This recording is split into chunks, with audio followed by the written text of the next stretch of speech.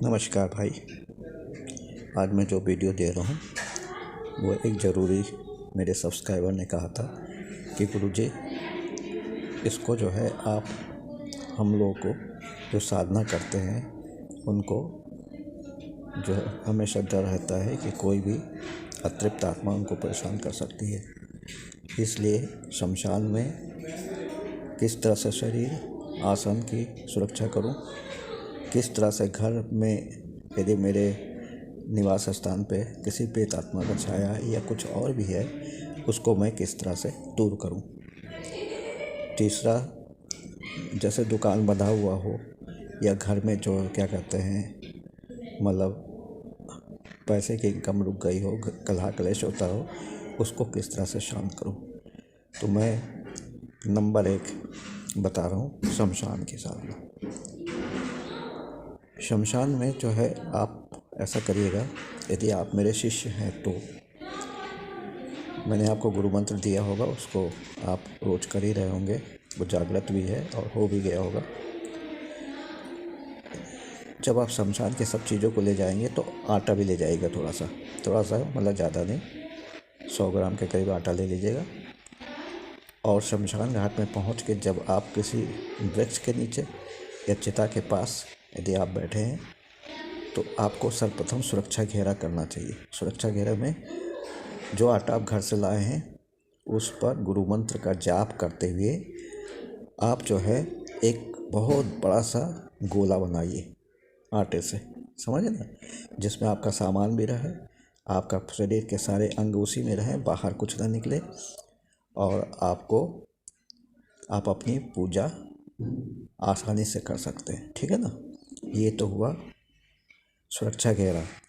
दूसरी बात ये है आसन को कैसे सुरक्षा घेरा में सुरक्षित रखा जाए। आसन एक बहुत बड़ी चीज़ है। आप जो कुछ भी जो है आसन में वो करते हैं, बैठ के जाप करते हैं, समझिए कि क्या कहते हैं उसका फल 100 गुना तक बढ़ जाता है यदि आसन शुद्ध है और शुद्ध तरीके से कर रहे हैं। तो सबसे पहले जब आप बैठने से पहले क्या करेंगे, थोड़ा सा जल हाथ में लेके और अग्नि बीज मंत्र है उसको रंग रंग रंग रंग रंग रंग रंग रा में अंकी बिंदी है रंग, इस तरह से रंग रंग करते हुए एक घेरा ऐसा बनाइए कि आपका आसन उसके अंदर आ जाए, जरा सी जगह भी बची रहे। ठीक है ना। तो आपने पहले तो एक आटे से गुरु मंत्र पढ़ते हुए जो है खींचा, फिर आसन के चारों ओर अपने दाहिने हाथ में जल लेके उसको वही क्लॉक वाइज घुमा के एक गोल घेरा बना लिया, रंग रंग रंग बीज मंत्र पढ़ते हुए। ये तो शमशान की हो गई। मेरी 100 का 200 300% तक गारंटी है कि कोई भी अतृप्त आत्मा, भूत प्रेत चुड़ैल पिशाच पिशाचनी यक्ष यक्षिणी कोई भी आपको जो है पूजन के समय उस आटे से जो गोल घेरा बनाया उसके अंदर या किसी तरह से बहुत ही शक्तिशाली आपका कमज़ोर, तो आप जहाँ बैठे हैं आसन पे उस आसन के नज़दीक तक नहीं जा सकती। यदि वो उसको क्रॉस करने की कोशिश तो भस्म हो जाएगा, क्योंकि रंग बीज मंत्र है अग्नि का। अग्नि की ज्वाला जो है चारों तरफ, आप यदि बहुत ज़्यादा क्या कहते हैं इसमें सिद्धस्थ हैं तो आपको खुद लगेगा कि आपके आसन के चारों तरफ अग्नि की ज्वाला जल रही है। ठीक है ना। ये तो शमशान का। अब घर में जो कलह क्लेश होती है या जो है हमेशा सब बीमार रहते हैं, घर में पैसे का मतलब जो है रुकावट बन जाती है, व्यवधान हो जाता है, तो आप क्या करिए, बाज़ार से या आपके आसपास यदि 5 तरह की लकड़ियों का इस्तेमाल है। नंबर 1 पीपल, नंबर 2 आम, नंबर 3 खैर। खैर का पैकेट बाज़ार में मिलता है, 200 रुपये का पैकेट होता है खैर की लकड़ी। खैर मतलब कत्था, जिससे पान में लगाया जाता है कत्था, वही खैर। खैर की लकड़ी बाज़ार में मार्केट में अवेलेबल है, अमेजन से भी मंगवा सकते हैं। 200 रुपये का पैकेट होता है। अमेजन वाले हो सकता है 250 रुपये पैकेट करें, लेकिन शुद्ध मिल जाता है। ठीक है ना। तो ये जो है आप खैर, पहले आपको बताया पीपल, आम, खैर और फिर बेल की लकड़ी, बेल जो होता है ना, जो गर्मी के दिन आएगी तो उसके जूस पीते हैं लोग बाग, है ना। तो बेल की लकड़ियाँ सूखी सूखी, सारी लकड़ियाँ सूखी हो।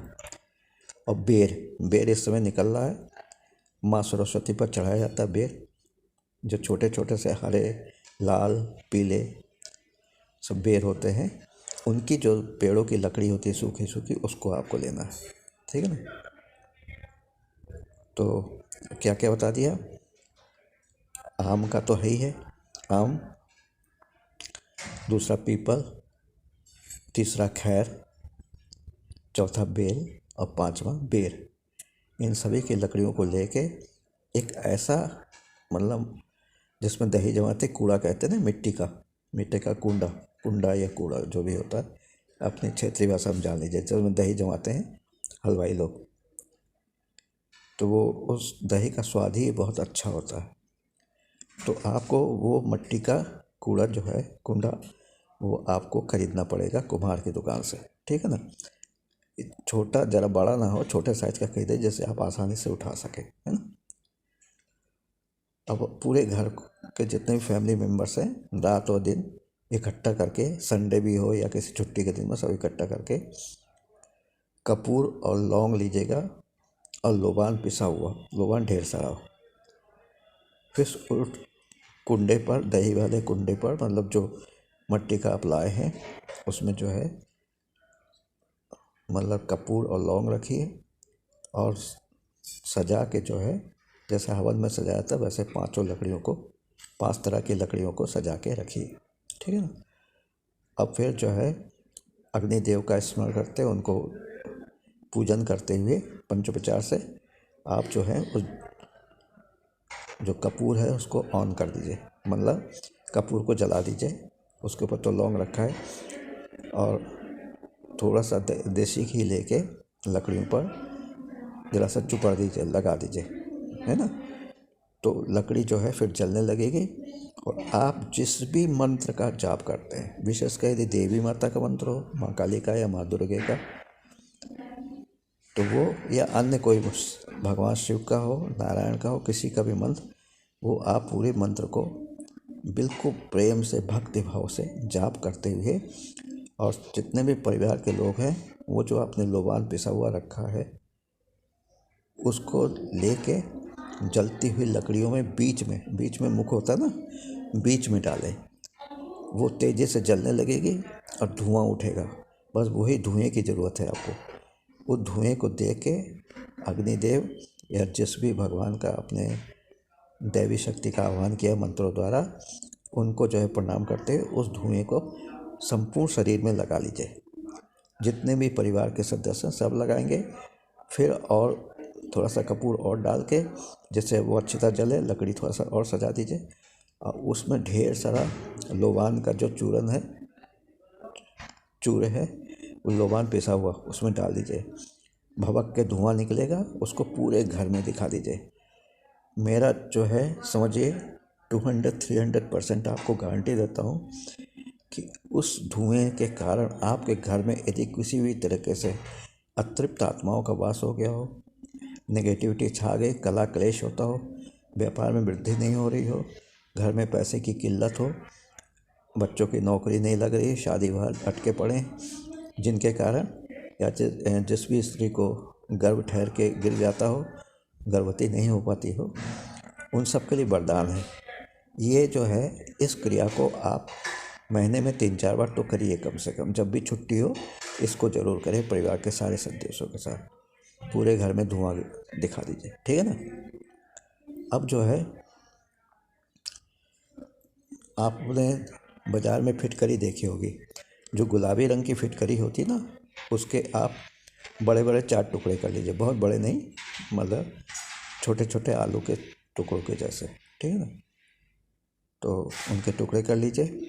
फिर उस गुलाबी फिटकरी को, है ना, जिसे इंग्लिश में अलम भी कहते हैं, उस गुलाबी फिटकरी को जो है, जो जिस पर रोटी सेकी जाती है तवा में, गैस स्टोव को चलाइए, तवा को गर्म करिए और जो है फ्लेम जो है मतलब मिडिल रखिए, है ना। और जो है तवा में उसको चारों टुकड़ों को डाल के भून लीजिए।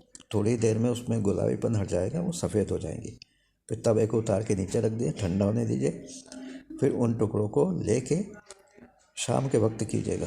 उन टुकड़ों को लेके घर के चारों कोनों में रख दीजिए, ठीक है ना। बाहर की तरफ रखे तो अच्छा है, बाहर की तरफ किसी का घर बना हो, नहीं जगह है तो अंदर जो प्रवेश द्वार के पास जो कमरा होता है उस कमरे में चारों कोनों में रख दीजिए। रात भर रखा रहने दीजिए। सुबह जो है उसको उठा के एक लाल कपड़े में बांध कर उसको जो है आप किसी बहते जल में, नदी हो, नहर हो, है ना, कोई बस नाली छोड़ के, समझे ना, कुछ लोग नाले में बहा देते, नाले नहीं, नदी हो, नहर हो, तालाब हो, उसमें आप उसको पोटली को छोड़ दीजिए। आपके यदि दुकान में किसी तरह से किल्लत हो गई हो, व्यापार रुक गया हो, आप सोचते दुकान बंधा है, मन में आप यदि कामना करेंगे मेरी दुकान जिसने बांधा है अब मैं इसको खोलने जा रहा हूँ, मेरी दुकान खुल जाए, मेरे व्यापार में वृद्धि हो, पैसा घर में आने जाने लगे। सचमुच आप देखेंगे कि करने से आपके व्यापार में वृद्धि होती है, रुका हुआ पैसा मिल जाता है।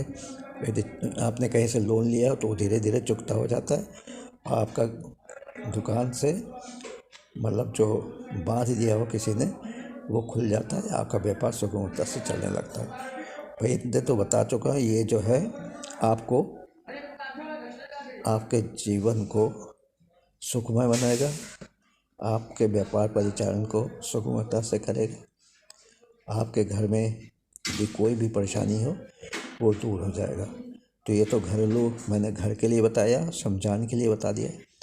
अब मैं चाहता हूँ कि जिस सब्सक्राइबर ने मुझे कहा था कि बहुत अच्छा सा वीडियो बनाइएगा, मैंने अपना सारा ज्ञान इसमें उड़ेल दिया है। आशा करता हूँ इनको आप करिए और हर कुछ दिनों के अंतराल पर ज़रूर करिए। फिर देखेंगे कि मेरी भविष्यवाणी को कोई नहीं रोक सकता।